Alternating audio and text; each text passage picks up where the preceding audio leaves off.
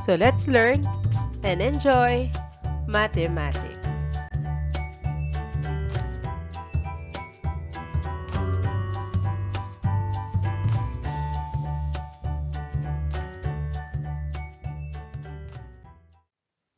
Our lesson is about special products.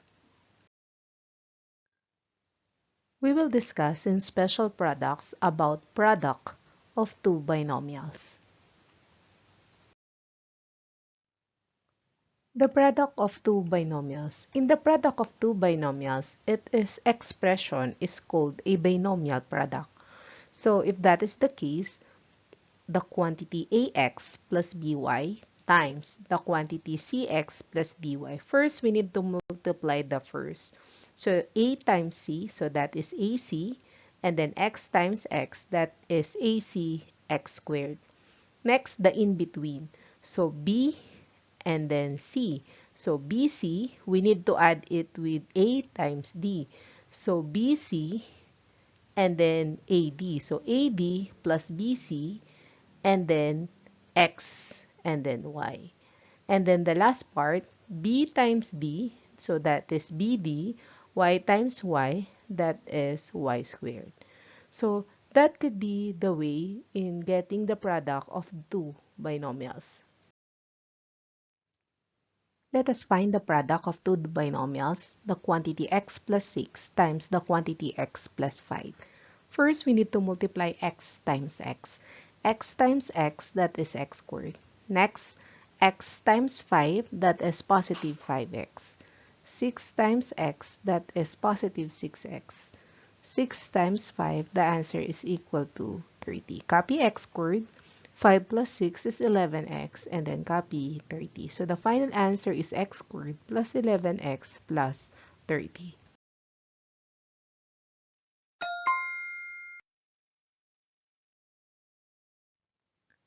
In number 2, the quantity x plus 3 times the quantity x minus 4. X times x, that is x squared. X times negative 4, that is negative 4x.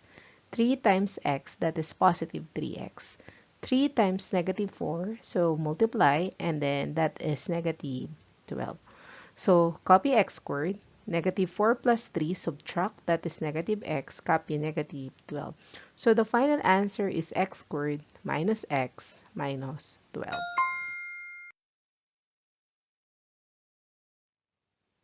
Number 3, the given the quantity x minus 3 times the quantity 4x plus 1. 4 times 1, that is 4. So x times 4x, that is 4x squared. X times 1, that is positive x. Negative 3 times 4, that is negative 12x. Negative 3 times positive 1, so that is negative 1. Bring down 4x squared. 1 minus 12, subtract, that is negative 11x, and then negative 3. So the final answer is 4x squared minus 11x minus 3. In number 4, the given the quantity 7x minus 3 times the quantity 2x plus 4. 7 times 2 is 14, so 7x times 2x, that is 14x squared. 7x times 4, that is 28x. Negative 3 times 2, that is negative 6x.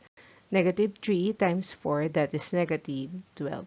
So bring down 14x squared, and then 28 minus 6, that is positive 22x, and then copy negative 12. So the final answer is 14x squared plus 22x minus 12.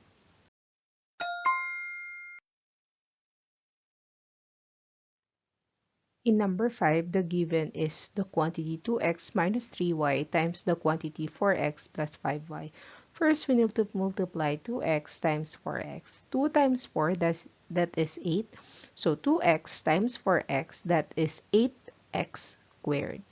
Next, 2x times 5y. So it means 2 times 5, that is 10, and then copy xy. So 10xy. Negative 3 times 4, that is negative 12, copy xy.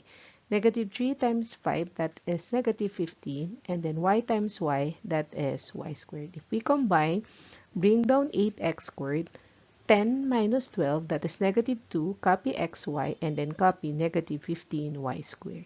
So the final answer is 8x squared minus 2xy minus 15y squared.